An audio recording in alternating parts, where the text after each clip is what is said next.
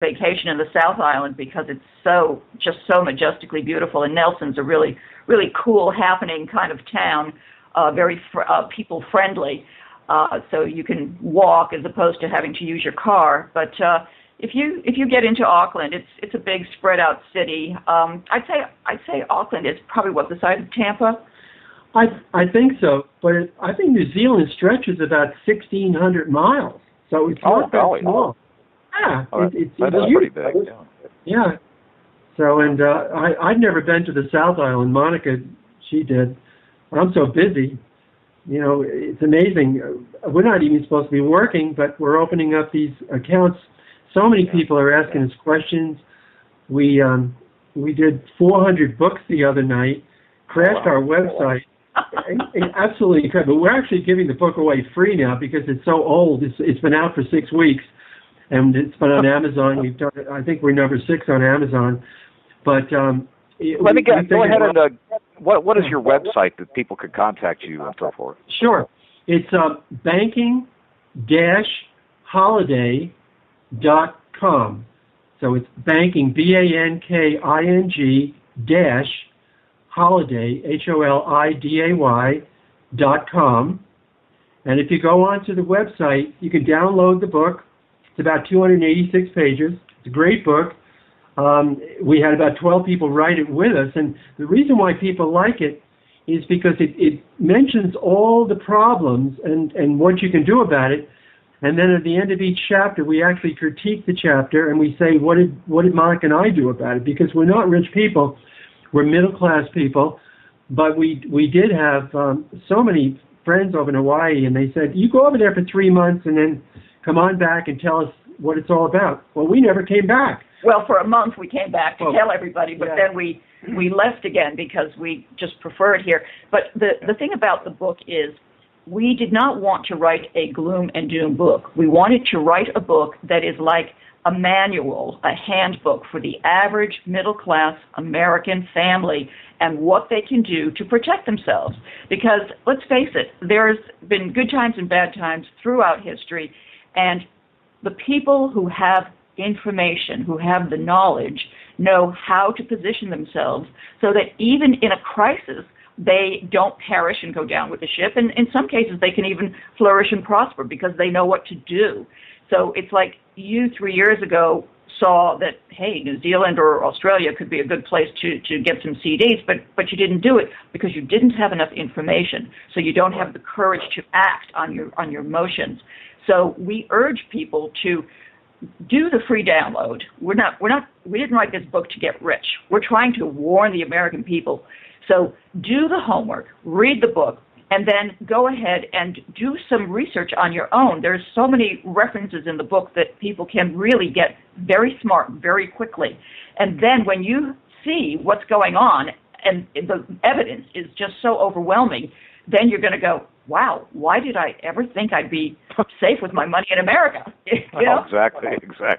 Well, listen, I tell you what, we're going to go to our first break. It'll be about 4 or 5 minutes, and then we'll come back and deal with some of these banking holiday questions. Thank you. Well, it's good to be back with you on Epic Voyagers. Got some great guests, and John and Monica Miller, and got a lot of questions, to say the least. I'm glad that you all have similar perspectives, or at least you vindicate my insights that things are as crooked can be. But, Monica, we were saying during the break that the Bank of England still controls situations in the English-speaking countries. Is that right? Yes. It's the City of London, it's kind of like the Vatican. It's an entity unto itself, and it's considered a city unto itself. And the City of London, which is basically controlled by the Rothschilds, and then over here we've got the Rockefellers, but they're all in it together, and the royal family's involved in it, and it's the cabal that is the City of London. This is where the primary families are that are the ruling elite that run all the money and run the governments and basically control things. Because isn't it a bit uncanny that we celebrate the Queen's birthday here? It's like, why would we do that? You know, the Scots are the people who escaped Scotland because of the tyranny of the crown. They came here for a better life and a better land. Well, how is it that we're still, kowtowing to the royal family? And they do the same thing in Australia. It's like nothing's really changed, and in America, the Rothschilds and the Rockefellers are in bed together. Nothing has changed. And the same for Canada. Do you know that the Queen suspended Parliament in Canada something like 9 times because they were in disagreement with something that she wanted to be passed or changed? And she said, oh, yeah? And she just closed down Parliament. That's how much power they yield. How recently has she done that? I'm going to look that up for you because I don't want you to think that I'm just making this stuff up. No, I think as I recall, it's been within the last 10 years. It's recent, let's put it that way, because Alex Jones had a whole segment on his show all about how the Queen of England just wields her sword and she shuts down Parliament when she wants to. And, I wouldn't be a bit surprised if Julia Gillard and John Key were in direct communication with them on a regular basis and doing whatever they're told to do. That's wild. I mean, I've suspected these things, and see, these kind of insights go similar to my suspicions, but I haven't voiced all these things because, I didn't want to be too extreme in them until I was pretty certain they were valid.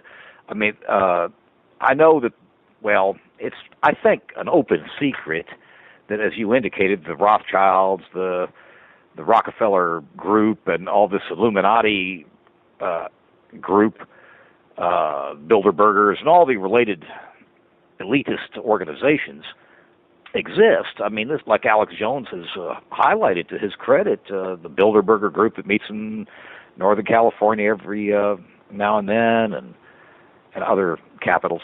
This is a real issue, and people would listen to Jones, maybe think he's a crackpot, but I'm glad that you're confirming what he's reported. It's not baloney at all. No, in fact, anybody who doubts anything that you or we discuss, all you have to do is Google it. In fact, your listeners can just right now go Google the British Queen suspends Canadian Parliament. I'm sure there'll be a dozen, if not more, articles on the subject matter. Or go ahead and Google City of London controls all banking sectors. Anything along those lines. You will find a ton of information and material. And this is why I say, don't take my word for it or anybody else's. Go do some homework. Go find out for yourself. Get your head out of the sand and take a look at reality and what is really happening out there. Because you know what the alternative? Certainly, I do.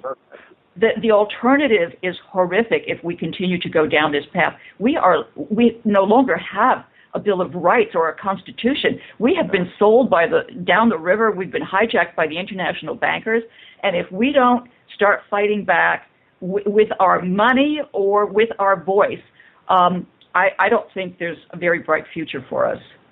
Well, I personally agree with you. And, my favorite area of the country is in upstate New York. And I guess we got a little reverb there. But, and every little town has the shell of an old factory that formerly was the prime employer in that little town. Even in Dolgeville, which is a place I like near Utica, there was the biggest building I've ever seen up there, probably 200,000-300,000 square feet. And I asked about it, and it was formerly the shoe factory, which was the main employer for that little area.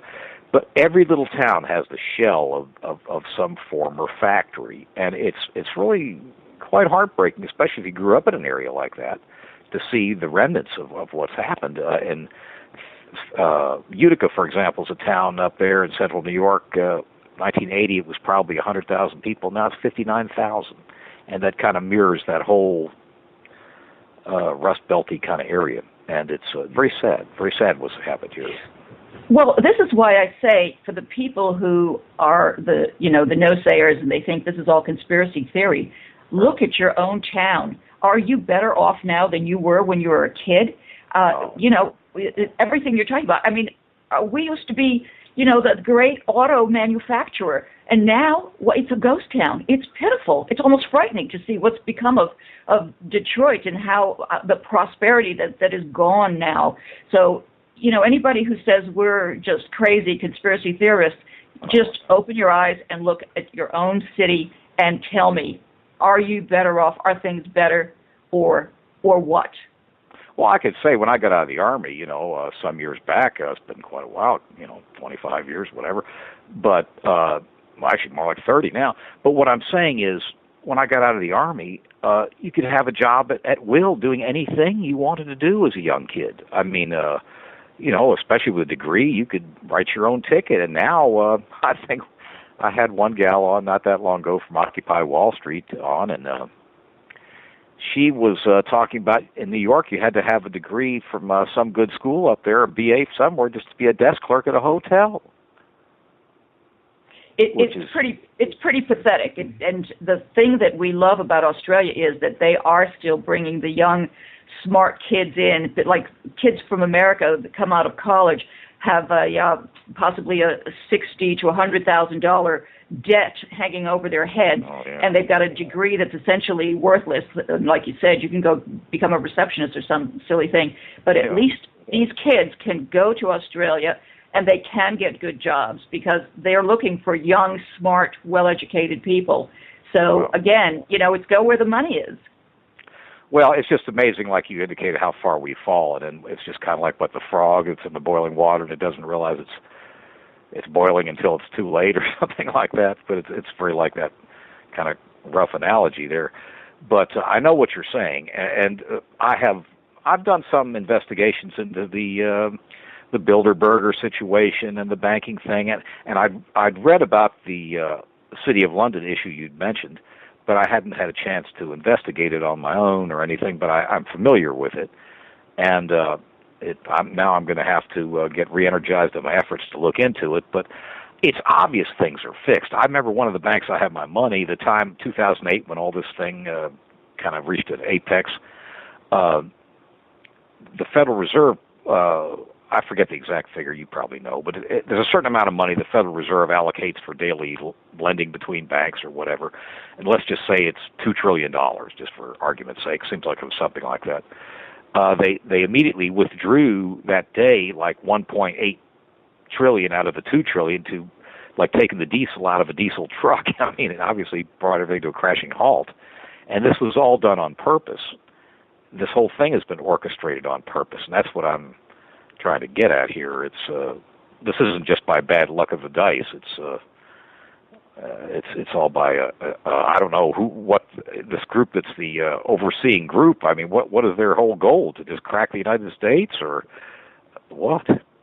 Well, that's what we keep asking, Kevin. And when it happened in 2008, and my firm went under, Lehman Brothers, not only the Federal Reserve did take some money out of the system and then they put it back, but what they did, they actually gave 16 trillion with a T over to Europe, to those banks. And we, the taxpayers, are going to have to pay back that 16 trillion. And they didn't even tell us about it until, a couple of months afterwards. But do you want to hear what a bank... Go ahead. I was going to say, do you want to hear what a banking holiday is? You guys are being so nice and gentle with us. Usually the host kicks us around and says, what is a banking holiday? Is it good, is it bad, or whatever? Anyway, so whenever you're ready, we can tell you. Yeah, let's get into this banking holiday. Okay.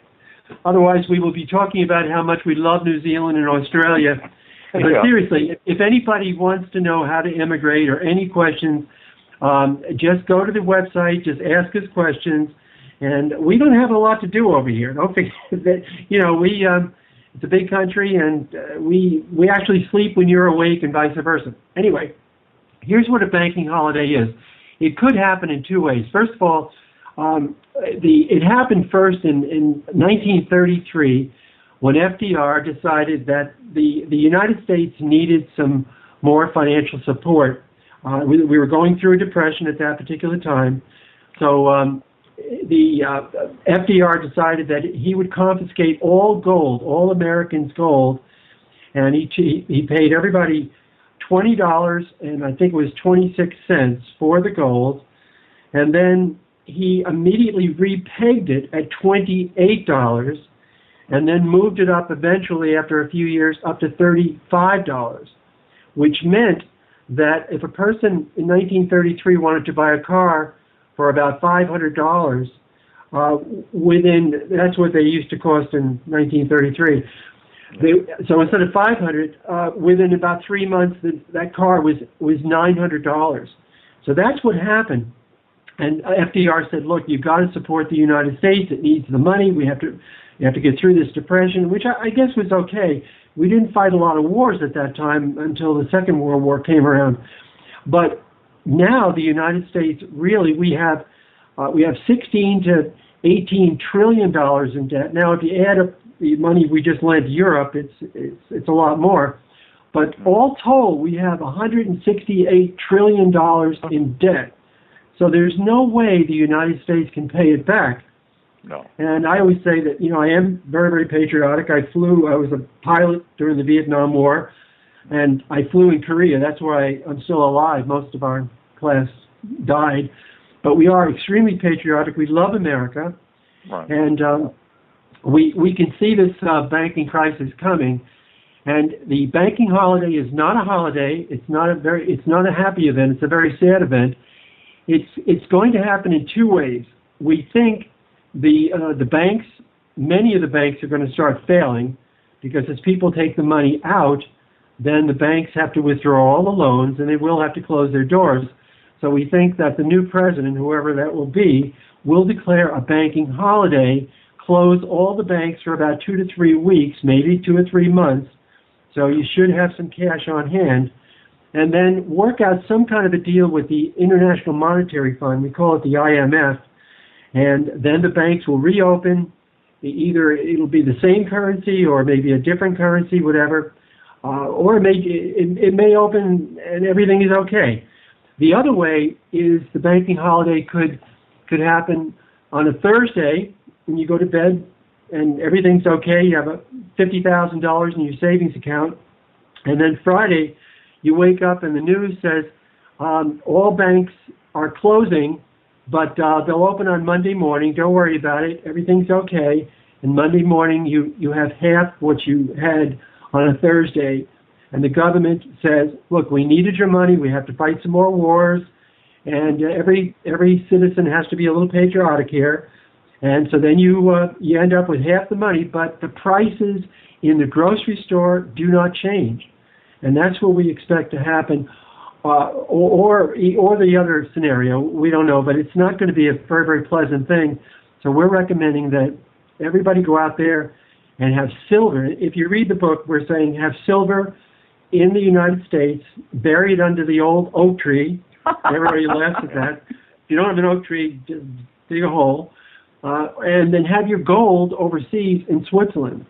And that's about it. You can buy your IBMs and your 3M Corporation, the big stocks, but you want to get the large gold stocks such as American Barrick or Newmont Mining. They pay 3% dividend, and they control an awful lot of gold.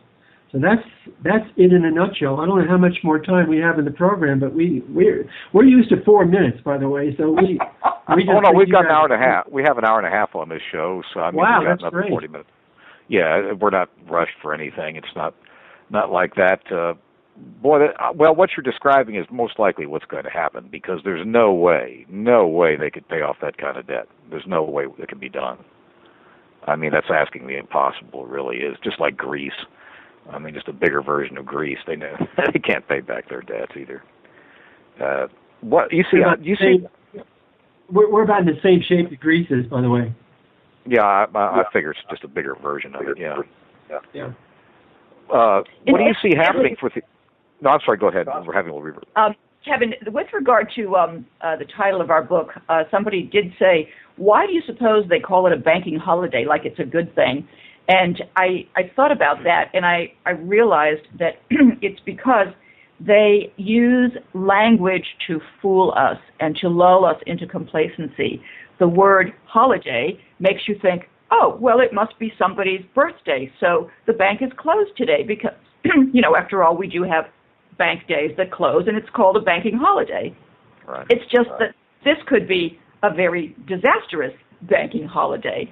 So again, it's about nomenclature and listening to what is the meaning behind the words that you're hearing. Like when mainstream media and the talking heads are saying, oh, there is no recession, everything's fine. It's almost like you have to turn everything they say in reverse to get the truth of what's really going on. So I'm saying listen to the wording, listen to the nomenclature, the way they mesmerize us into a false sense of security. Oh, yeah, they certainly do. There's not a doubt of that. People, unfortunately, they still naively think their government tells them the truth, and there's so many lies you could chronicle really easily. One thing that, we'll deal with the banking holiday issue in a minute, but y'all are familiar with the selling short in the stock market right after the 9/11 event occurred? Yes. Fraud. And nothing has ever been followed up on. No one's ever been indicted. Nothing. And that was so well reported in the media after that catastrophe happened, and there was something like a 6 or 7 times multiple of short selling of airplane stocks just before that event occurred, and this was well reported, and nothing has ever happened as far as investigations being or hearings or indictments. Nothing. Okay, but Monica's going to tell you about MF Global, which is John Corzine, and we are extremely upset, and Gerald Celente really got hurt. And Gerald was supposed to write this book, but he's been so busy with all these interviews. We wrote it basically for him, but I guess I'll tell you. MF Global, Gerald Celente went to MF Global, which is a commodities firm, but it's also a stock brokerage firm. And he put an X number of dollars. We don't know how much it is, and it's personal anyway. But then MF Global one day just closed, and they were $1.25 billion short. They didn't have any money, and Corzine was asked by the committee, I guess about 2 months later, congressional committee, where did the money go? And he says, I don't know. I don't know where the money went. And they just let him off the hook. And poor Gerald Celente is still short 20% of his money. So that was the time that we actually wrote the book, just about that time, I guess about 3 or 4 months ago. And we were so concerned that nothing is being done about that. The 9/11 situation with the airplanes and all the short, they know if they could backtrack those short sales, they could find out who was responsible for this 9/11 situation. Of course, yes. Well, it just frustrates me that people are so bone-dead stupid, boneheadedly stupid, that they can't see that. You and I can see it. Why can't they see that? I mean, millions heard that there was short selling to beat the band that day. Are people just like cattle? I mean, are they that bad? Well, we don't know what's really going to happen. As far as I grew up in the 60s, and I guess I was born in New York, the same as you, Flushing Hospital. And, we're wondering, we don't want people to, take out guns and start rioting and things like that. And I guess the only thing that's left is, you go back to your senator and representative and just put some pressure on. I guess that's what we can do. Well, I think there's several things that people can do, and